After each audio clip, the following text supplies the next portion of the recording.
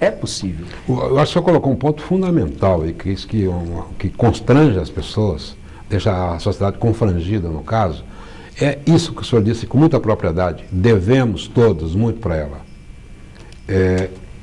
O senhor imagina, portanto, dar esse destino dela, arrumar o destino dela, definir o destino dela, numa forma também de compensar esses tantos prejuízos pelos quais ela passou? Sim, o fulcral na decisão vai ser o bem-estar dela. Nós vamos considerar tão somente o interesse dela. É direito dela conviver com o pai, com a mãe, mas é direito dela ter uma vida estável. É direito dela de ter oportunidade de crescer como ser humano, de poder intrinsecamente existir como indivíduo e não sujeito a essas pressões sociais, psicológicas que podem deturpar um ser humano lá na frente. Nós vamos ter que considerar tudo isso. A gente sabe que a maioria dos casos de violência contra criança e contra adolescentes também eles acontecem dentro de casa, né? É possível de alguma forma prevenir esse tipo de ocorrência ou não? Como que a pessoa deve lidar com isso? Nós temos aí realmente uma dificuldade muito grande de lidar, porque esses fatos acontecem de forma... ambiente privado, ambiente de privacidade. Mas nós temos vários mecanismos de observação. Nós temos a escola, que é um fator muito importante, porque a criança fica arredia, ela às vezes falta aula, a percepção dos colegas de um comportamento diferenciado, vizinhos. Papel do professor, o senhor fala, papel do professor. Papel do vizinho. E esses dias eu apresentei uma sugestão para um deputado fazer uma proposta lá no Congresso, na Câmara, para que toda a matrícula de aluno que não fosse feita pelo pai ou responsável, que fosse comunicada ao Conselho Tutelar e ao Juizado da Infância e Juventude. Porque nós iríamos averiguar o que estava acontecendo. Por que aquela criança está na companhia daquela pessoa? Porque é preciso que eu afirme para você, telespectador. Toda criança que não seja filha, que esteja na companhia de quem quer que seja, do avô, do tio, necessariamente essas pessoas têm que ter um título jurídico sobre aquela criança. O título jurídico é a tutela quando a criança é órfã, ou é a guarda quando não é órfã e está em estado de necessidade de uma nova família, ou então nós teremos a adoção. Mas uma dessas três formas terá que ter. Ela não pode, você não pode levar uma criança para sua casa. O senhor acha que houve falha? A criança estudava numa escola militar. Ela deixou de frequentar a escola. A escola não procurou saber por que essa criança deixou de frequentar a escola. É papel da escola acompanhar a criança dentro e fora. A criança morava num prédio. Quer dizer, os síndicos não têm controle sobre quem mora no prédio, né? Quem entra, como aconteceu no caso da Isabela lá em São Paulo, ninguém sabe quem entra, quem sai, e não sabe nem quem mora dentro dos prédios. Isso que você está falando é uma situação bastante grave, que precisa ser organizada, né? Então, o senhor aconselha, por exemplo, os síndicos do prédio, sempre que vier uma família, solicitar o nome das pessoas, a documentação, as escolas a estarem permanentemente ligando, indo atrás daquelas crianças que deixaram de ir para a sala de aula. O senhor acha que a escola também, os síndicos, a comunidade tem uma responsabilidade grande com esses crimes, com essa violência contra as crianças? Sim, e por parte, toda escola, quando há evasão, o aluno deixa de frequentar, ela é obrigada a comunicar ao Conselho Tutelar.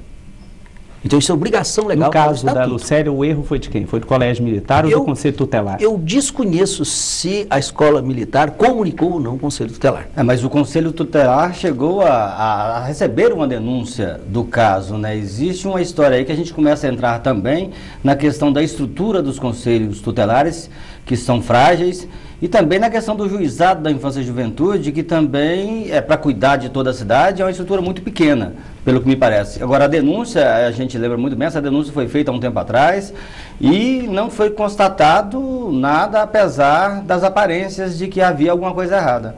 Não houve falha aí do Conselho Tutelar? Olha, o Estatuto da Criança e do Adolescente, ele estabeleceu um mecanismo de relação entre a criança e o adolescente, a sociedade e o Estado. E ele trata disso de uma forma que eu diria semafórica. As políticas públicas seriam um sinal verde, de atendimento da criança na profissionalização, na escolaridade. Quando isso não acontece, vem as medidas protetivas, que é o sinal amarelo. Aí entra o Conselho Tutelar, que é o órgão encarregado de fazer a aplicação de medidas protetivas. Ultrapassadas as medidas protetivas, vêm as chamadas medidas socioeducativas, quando o adolescente já está cometendo infrações penais. Muito bem, o Conselho Tutelar, ao ser comunicado de que a criança sofre algum tipo de violência, seja ela psíquica, seja ela no seu direito de estudar, porque hoje é obrigado ao responsável colocar a criança na escola. O ensino fundamental é obrigatório. Dos 6 aos 14 anos, lugar de criança e de adolescente, no caso, aí na escola. Então, há uma falha aí sim, porque o Conselho Tutelar deveria ter, se comunicado pela escola, deveria saber por que essa menina não está vindo na escola. Quando o senhor fala que é obrigado o menino de 6 a 14 anos estar na escola, quem passa pelo centro de Goiânia, ou quem anda nos pontos de maior trânsito da classe média de Goiânia, observa meninos de 6 a 14 anos durante o dia, quando não estão cheirando cola, estão pedindo esmola. De quem é a responsabilidade? É do pai, é da prefeitura, é da assistência social, é do conselho tutelar? Quem é o responsável por essas crianças que estão na rua hoje? Todos juntos.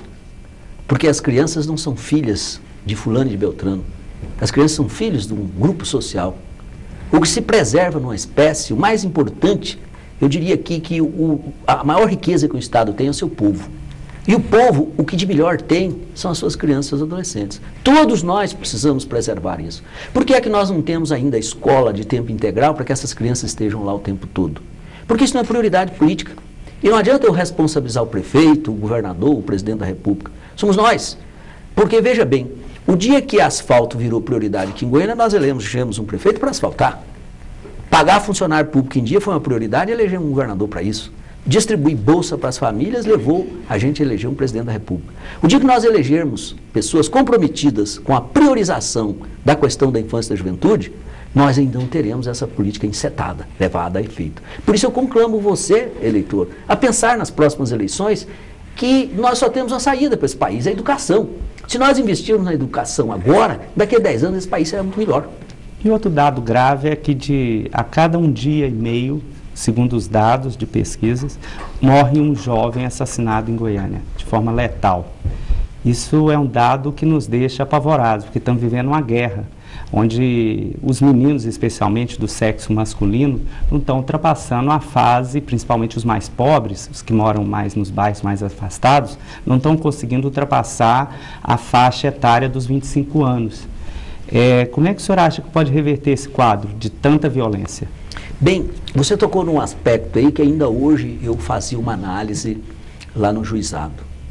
Nós temos aqui em Goiânia em torno de 480 inscritos para adotar crianças. Desses 480 inscritos, nós temos aí a maioria deles querendo adotar crianças brancas, recém-nascidas e do sexo feminino.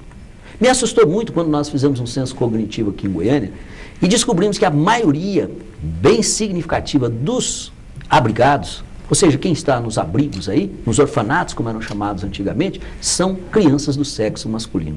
Veja bem a consequência disso para a violência. Nós, homens, somos muito mais violentos. Eu tenho 80 internos aqui em Goiânia, 80 privações de liberdade de adolescentes. Desses 80, só 4 são do sexo feminino. Nós homens somos mais violentos, a história mostra isso, o cotidiano mostra isso. No entanto, nós estamos repetindo a história para crescer essa situação. Porque os nossos abrigos têm muito mais meninos do que meninas. Ora, se eles estão ali no abrigo, não vai ter aquela formação ética, moral, de afeto, de carinho, de aliciamento, de cumplicidade da família. Nós teremos mais violência. Aí sim, se a gente começar a enfrentar essas questões, buscar dar a essas crianças uma família, uma estrutura familiar, nós estaremos combatendo a violência. Essas crianças que estão aí cheirando cola na rua, nós vamos conviver com isso até quando, é a minha pergunta? Numa cidade de 1.200.000 habitantes, não será possível, nós não temos mais do que 600 crianças nessa situação. Não será possível a gente construir um local que seja agradável, que não seja uma prisão para essas crianças, que a gente seja capaz de aliciá-las para estarem ali arranjando propostas lúdicas, brinquedo, proposta de usar um computador, de uma escola ousada que os alicie para a gente vê-los lá? O senhor não acha que a sociedade brasileira tem dificuldade para lidar com o adolescente em particular?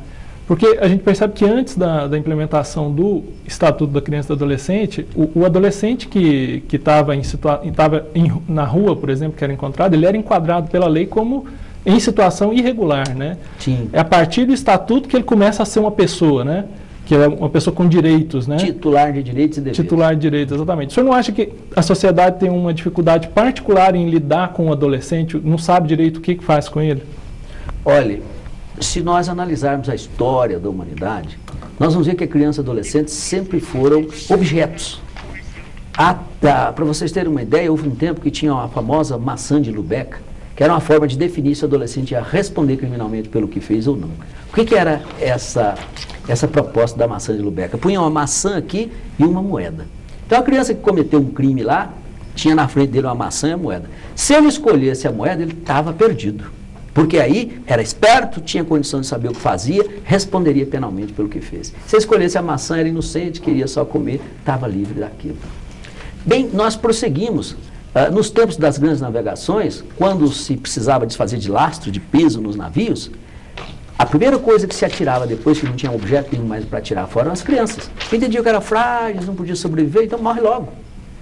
Depois nós passamos por essa teoria do risco social, que misturava a criança que cometia ato infracional com aquela que era vítima de abandono, de maus tratos, e punha todo mundo junto. Era uma loucura, um caldeirão que explodia.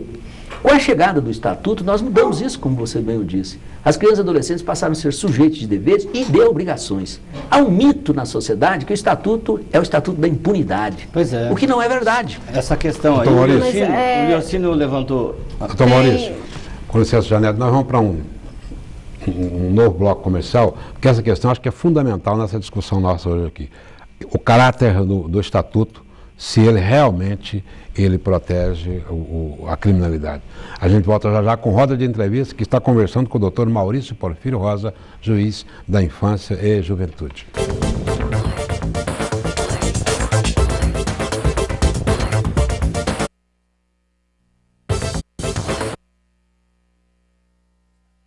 Eu passo...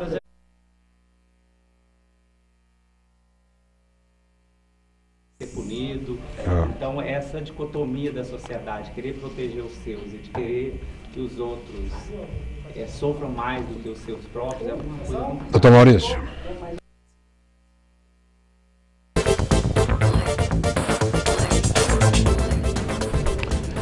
Estamos de volta com roda de entrevista, aqui conversa com o doutor Maurício Porfírio Rosa, juiz da Infância e Juventude.